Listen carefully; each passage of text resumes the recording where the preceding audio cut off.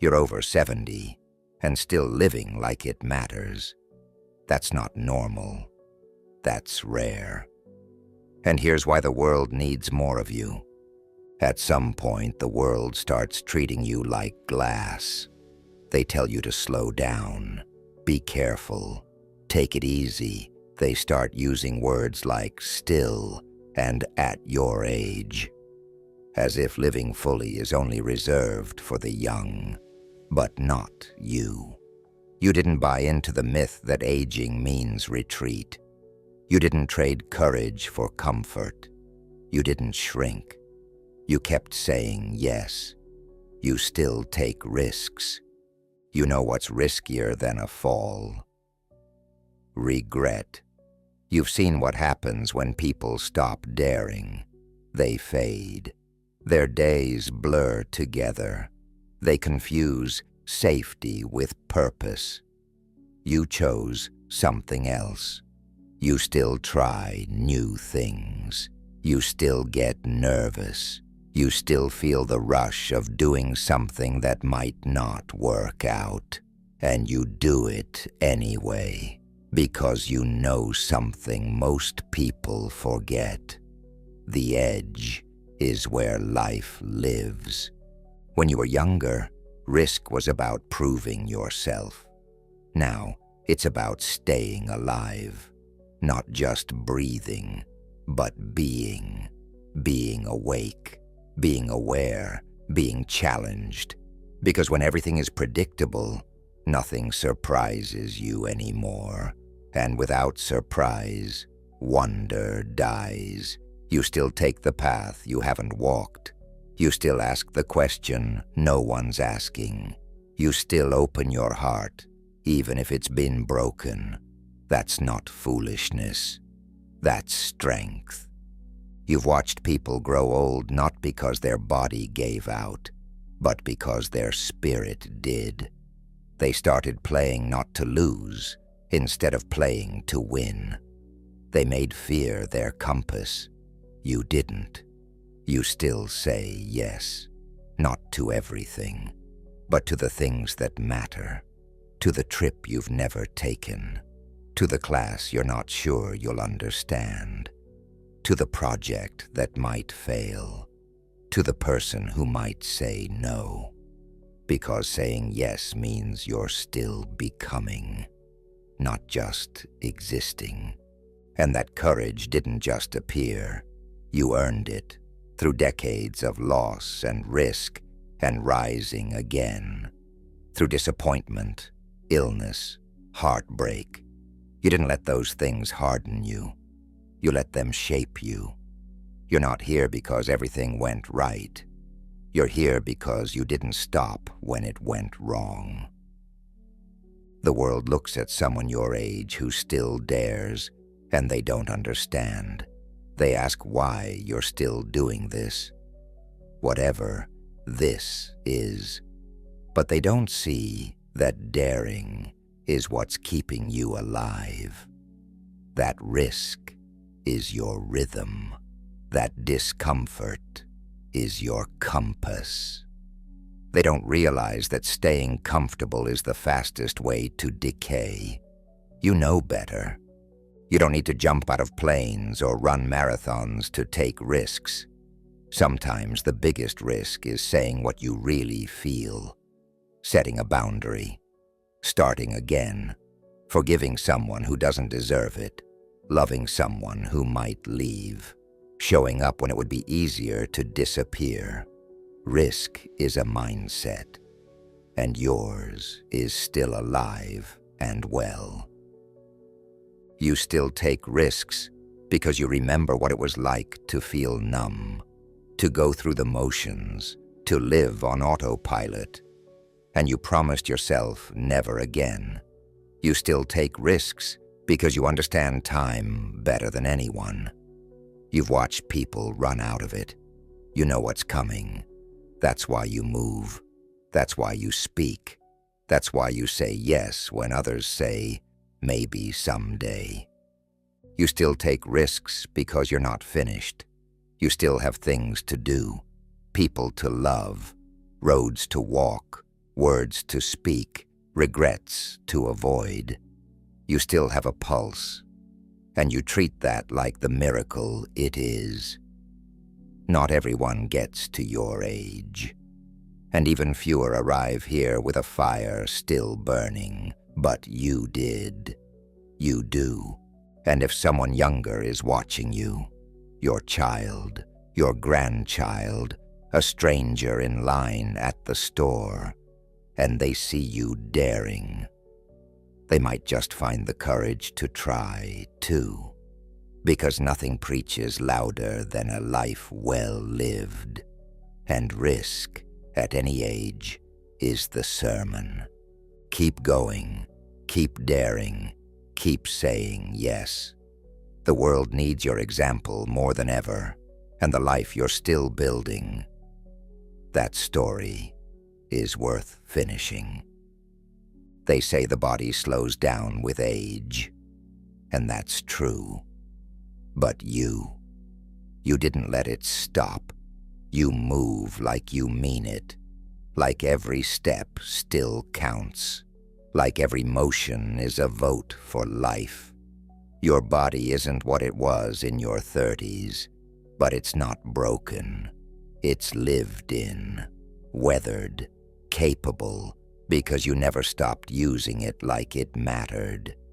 You saw what happened to the people who did, the ones who sat down and never stood back up, who traded their legs for the couch, who started using age as a reason to stop, not a reason to push forward. You didn't want that. You knew if you stopped moving, you'd start disappearing. So you didn't.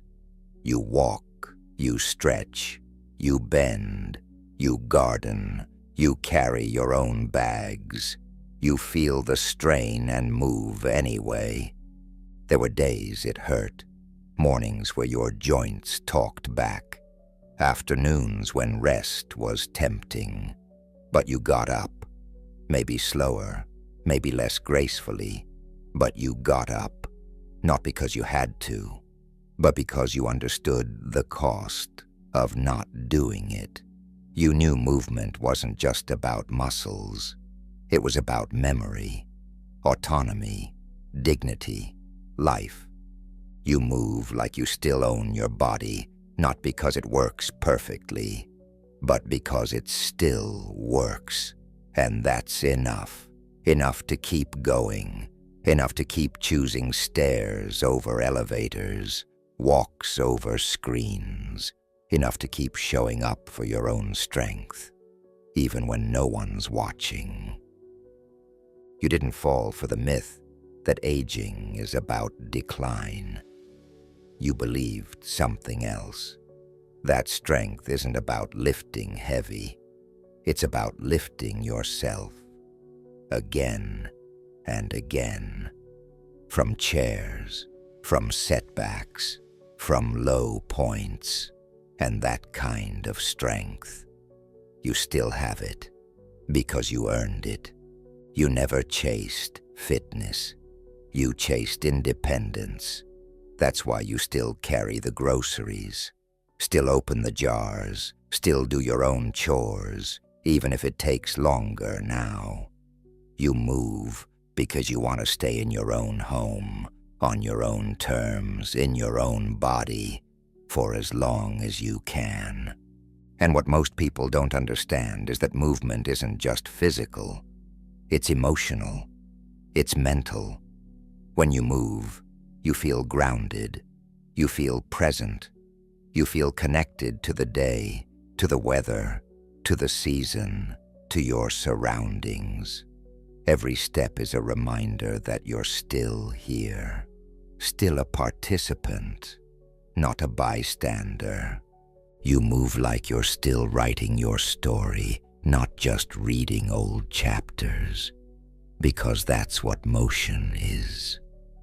A statement, a declaration that your story isn't over, that you're not just looking back, that today still matters.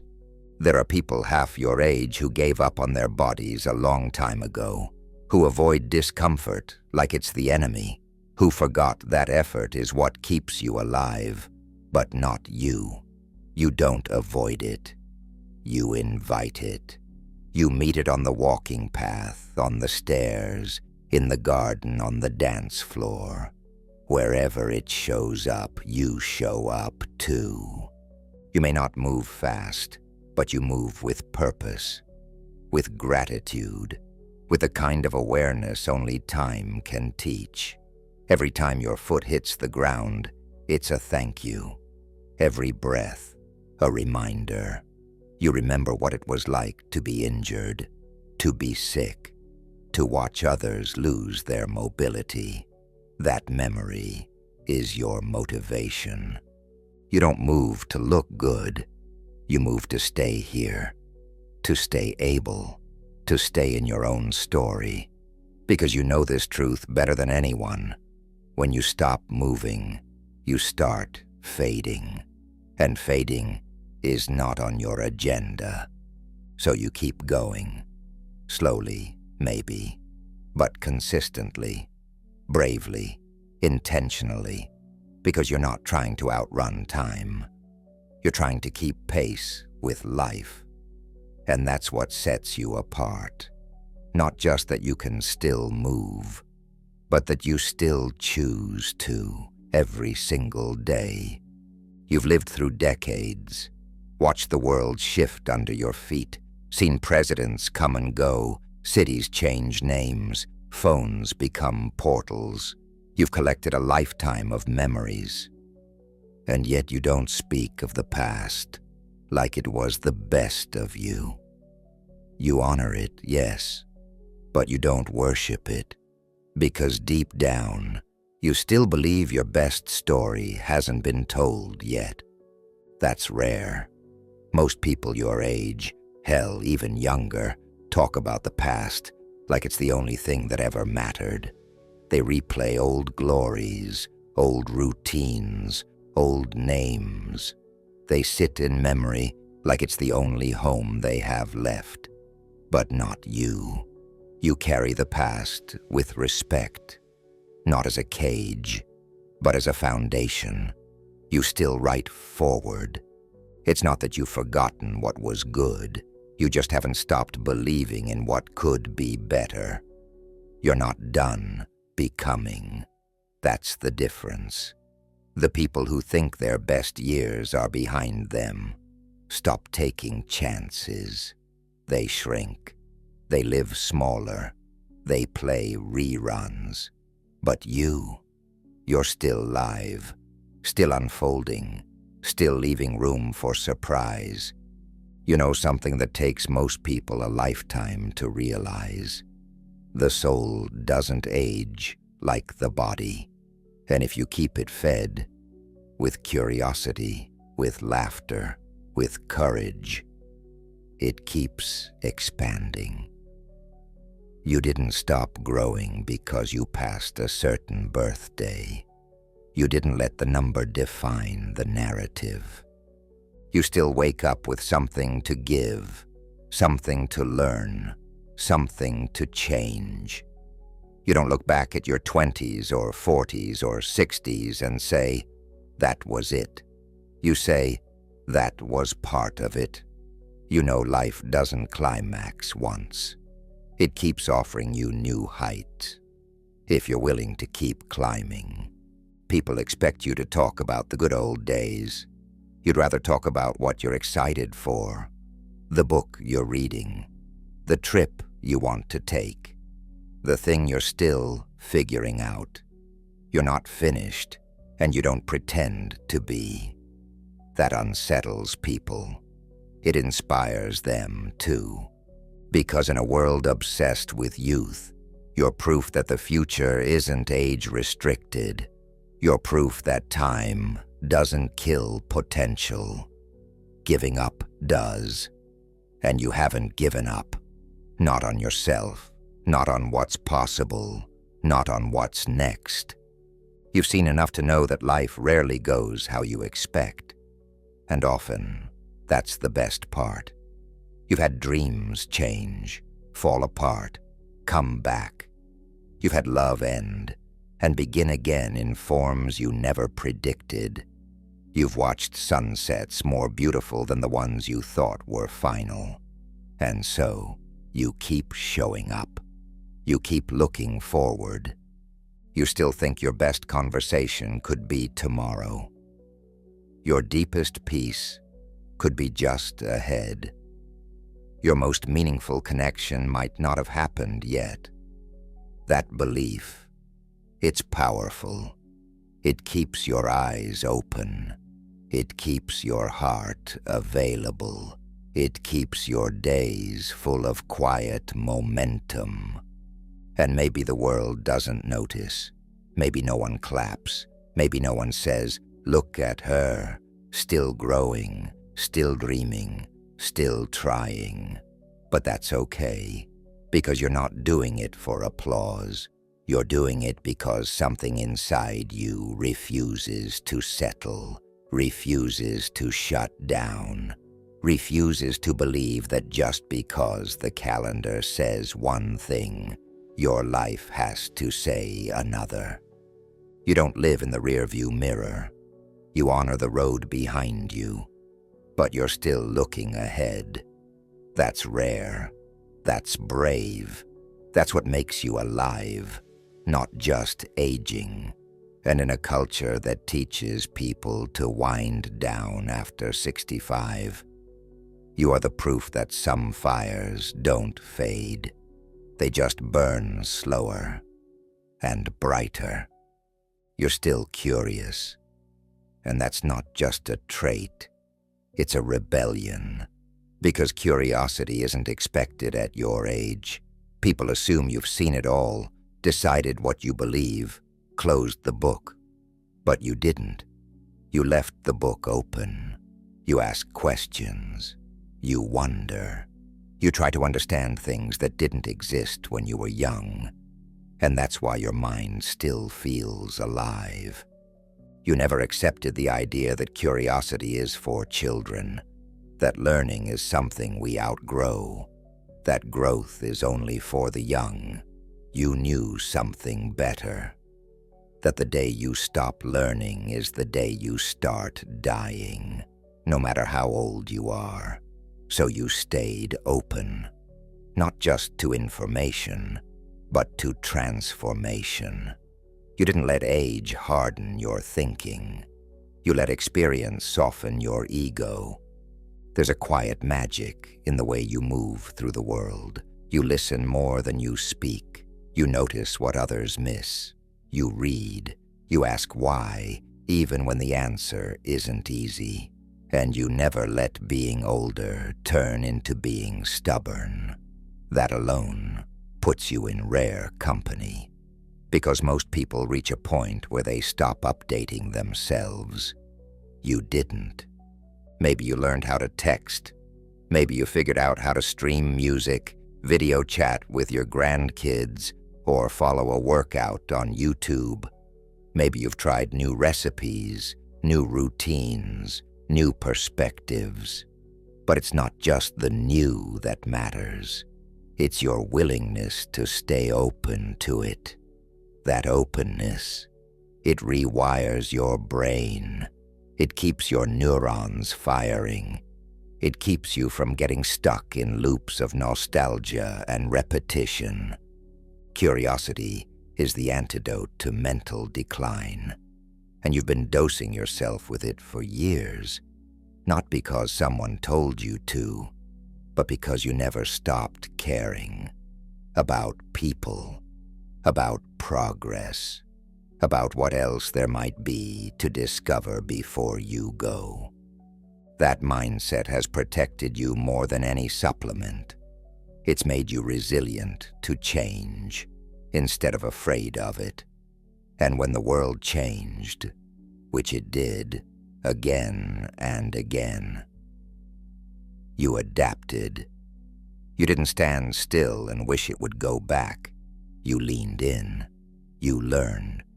You ask real questions. You don't just talk. You listen. You've sat across from people half your age and taken their ideas seriously. You've challenged yourself to unlearn things. That takes humility. That takes strength. And that's why you're not just surviving. You're still evolving. The ones who stop asking, they shrink into predictability. They say the same things, think the same things, and call it wisdom. But you know real wisdom isn't static. It grows. It admits when it was wrong. It stays teachable. Curiosity has kept your spirit lit. It's what made you walk into new places with open eyes. What made you take the class, read the book, sit through the uncomfortable conversation. It's what made you brave enough to keep changing your mind, long after most people stopped even trying. And you know the truth. The world doesn't slow down to wait for anyone. But curiosity makes you fast enough to keep up. In the ways that matter. You may not run anymore, but mentally, you still leap. You don't fear being wrong. You fear being closed. You don't fear aging. You fear stopping. That's why your eyes still light up when someone tells a story you've never heard. That's why you lean forward instead of checking out. That's why you still ask, "What's that mean?" instead of pretending you already know. Because you don't need to prove anything. You're not chasing image. You're chasing understanding. And that chase, that's what's kept your brain sharp while others dulled. That's what's made you adaptable while others froze in place. That's what's made your presence feel alive, not outdated. And it shows in how you speak, in how you think, in how people feel when they're around you. Like maybe there's still something beautiful about getting older, something powerful, something open and curious and wise all at once. You're still curious, and that one decision, it's kept you becoming. When the world expected you to be finished, the world told you to quiet down, to step aside, to make room. But you didn't. You refuse to shrink. And that refusal, it's why you're still here. Not just physically, but fully. Present, upright, unapologetically alive. They don't say it directly, not always, but it's there. In the way they look past you in conversations, assume you're out of touch, pat your hand like you're made of paper. The message is clear. You've had your turn. Now fade politely. But you never got the memo. Or maybe you did, and tore it up. You don't fill silence with apologies. You fill it with truth. You speak up, even if your voice shakes. You stand up even when it would be easier to disappear, because you've lived long enough to know what happens when people let the world make them smaller. They forget how big they used to be. You never forgot.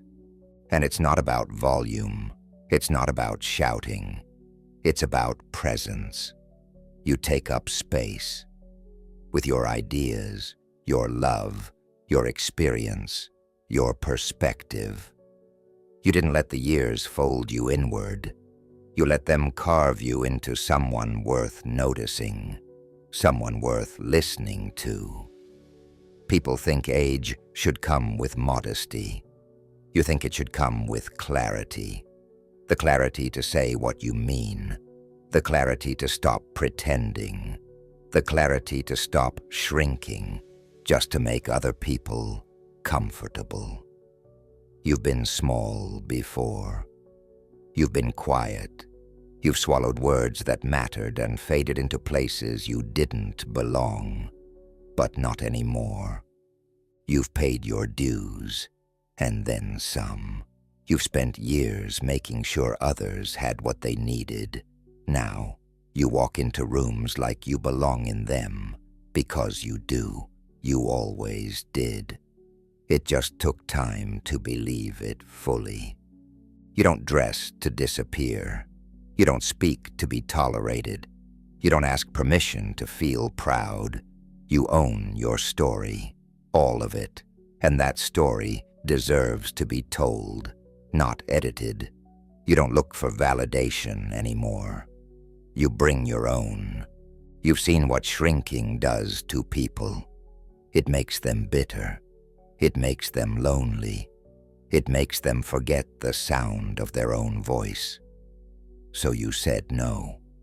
You said it in the way you stand, the way you laugh loud in restaurants, the way you tell your truth, even when it's uncomfortable. That no is sacred. That no is freedom. They expect you to be sweet. You're honest. They expect you to be quiet. You're deliberate. They expect you to fade. You glow. You're not loud because you need attention. You're loud because your spirit still resonates through every room you enter. It echoes with the weight of someone who didn't cave to pressure, who didn't make themselves small just to keep others from feeling insecure.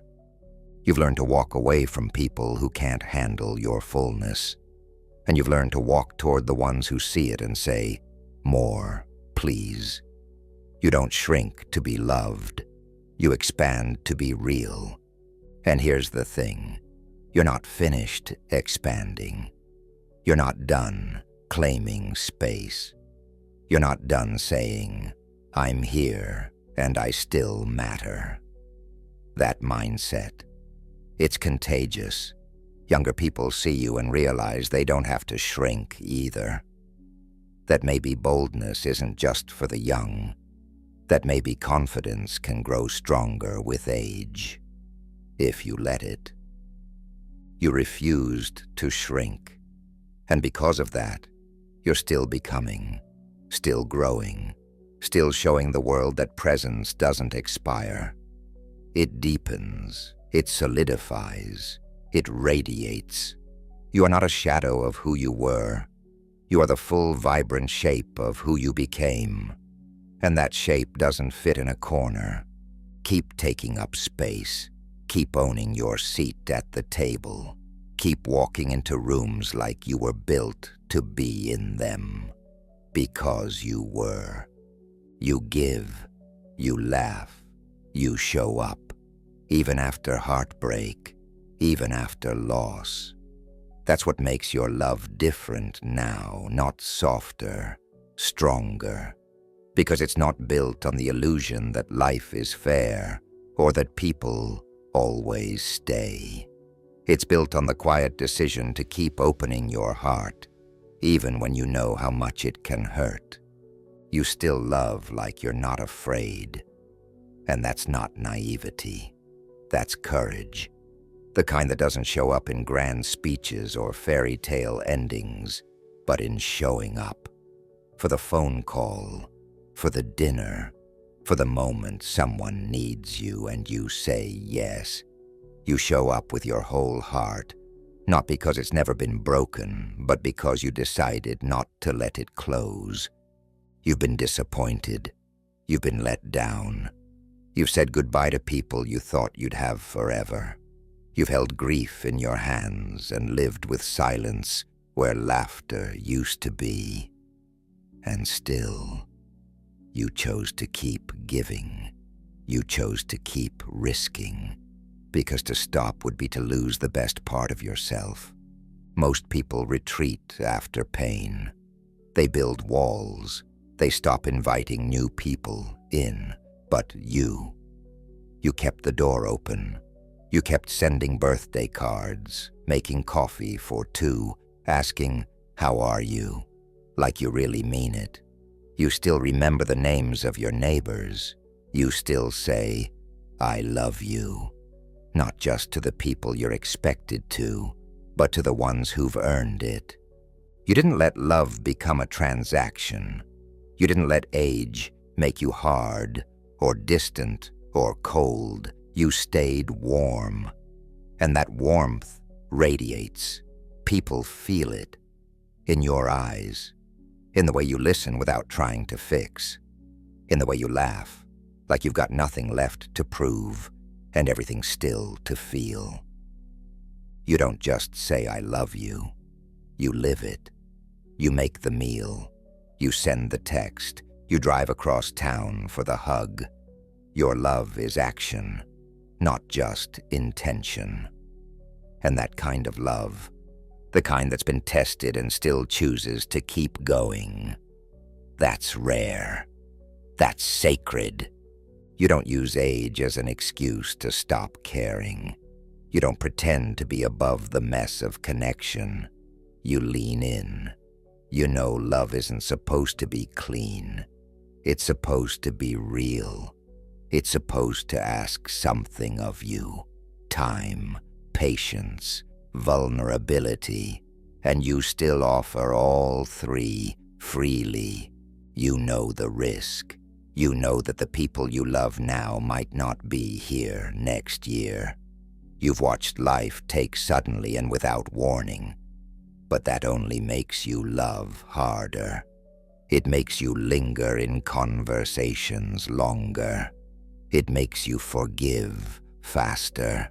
It makes you hold hands a little tighter, because you've learned, painfully, beautifully, that love is what makes life worth all the uncertainty.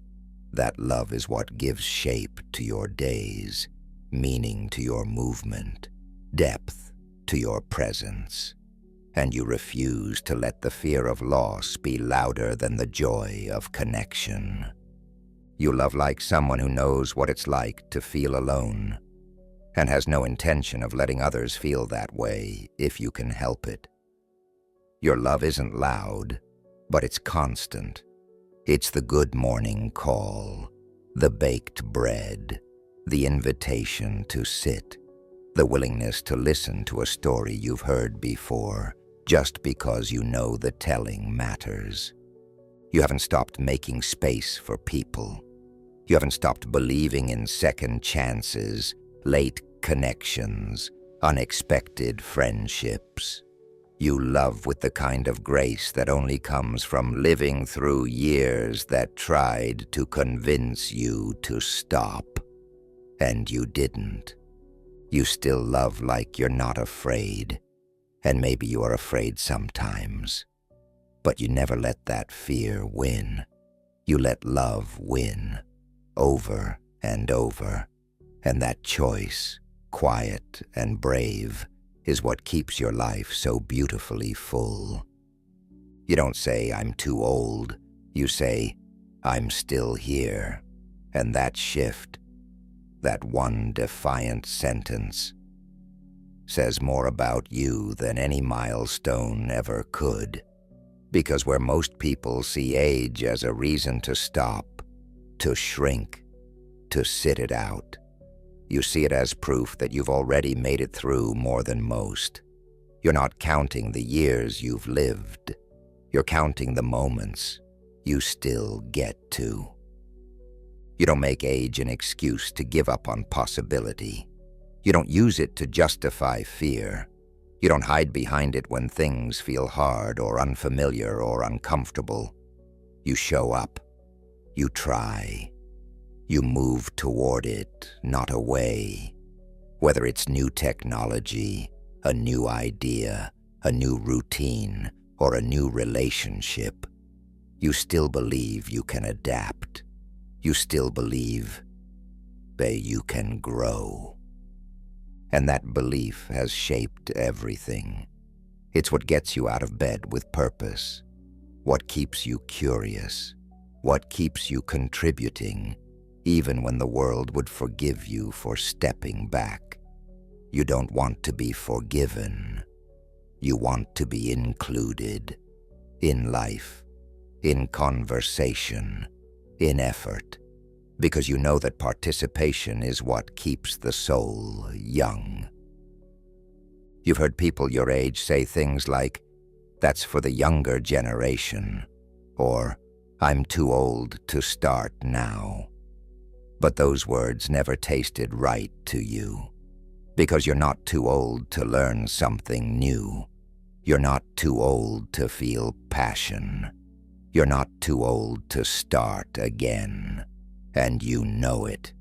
Every time you try something you've never done before, no matter how small, you prove it again.